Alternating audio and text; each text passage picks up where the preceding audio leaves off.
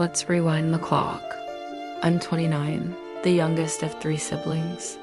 I have 2 older brothers, but this story revolves around James, my middle brother, the 34-year-old golden boy who, until 3 years ago, was our family's rock dot that all changed the day he met her dash Aria dot at first.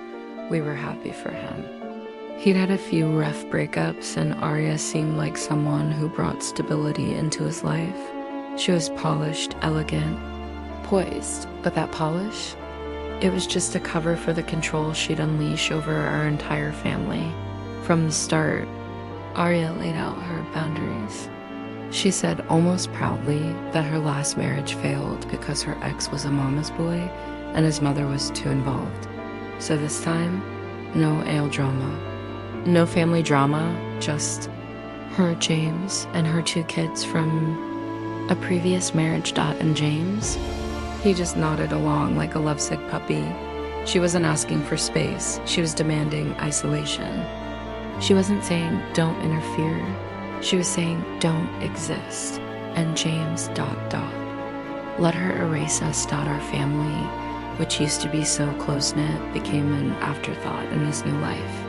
Our mom, who's one of the kindest and most supportive women you'll ever meet, was suddenly treated like a villain for just existing.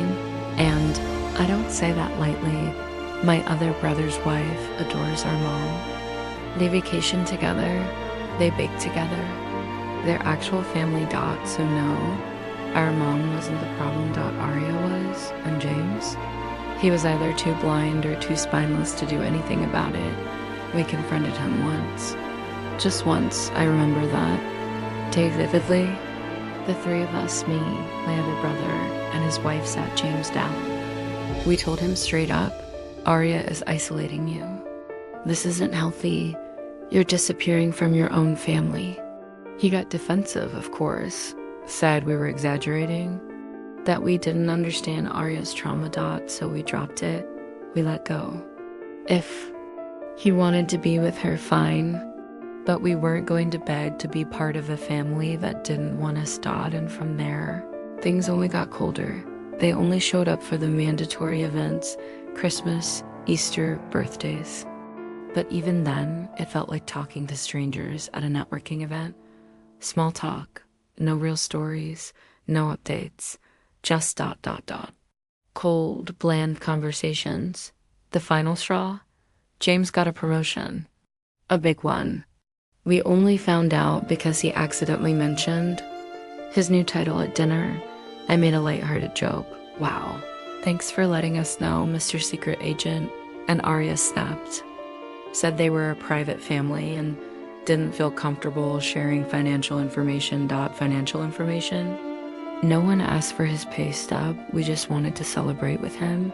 That's when it hit me. We weren't family to them. We were ... props, obligations.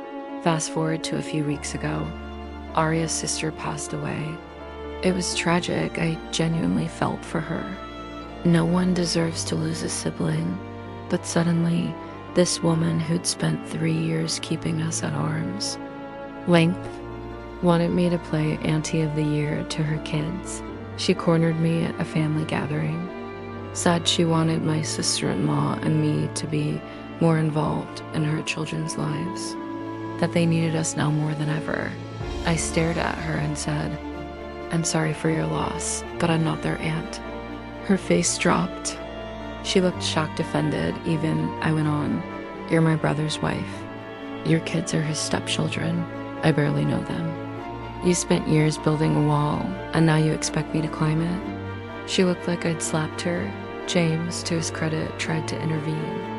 He pulled me aside later and asked if I really meant what I said. I looked him straight in the eyes and said, yes, I meant it. And then he asked the question that stopped me in my tracks. What can I do to fix this? My answer? I don't know, James. How do you fix 3 years of treating your family like strangers because someone new came into your life? How do you undo every time you ignored us, dismissed us, treated us like outsiders? He was silent, and I hit him with the final blow. You can keep playing happy family with Aria and her kids, but don't call me when you need a clown to entertain them. I'm not interested in performing. F. Climactic revenge payoff. 1 to 2 minutes. The revenge wasn't loud. It wasn't explosive. It was quiet, cold. Absolute. It was watching. James's face as he realized he'd burned the bridge, and there was no rebuilding it. It was watching. Arya realized that her power trip had cost her children a real family, and no one was coming to pick up the slack. It was the silence that followed. The messages that never came. The apologies that arrived too late, and the freedom I felt when I stopped waiting for him to care.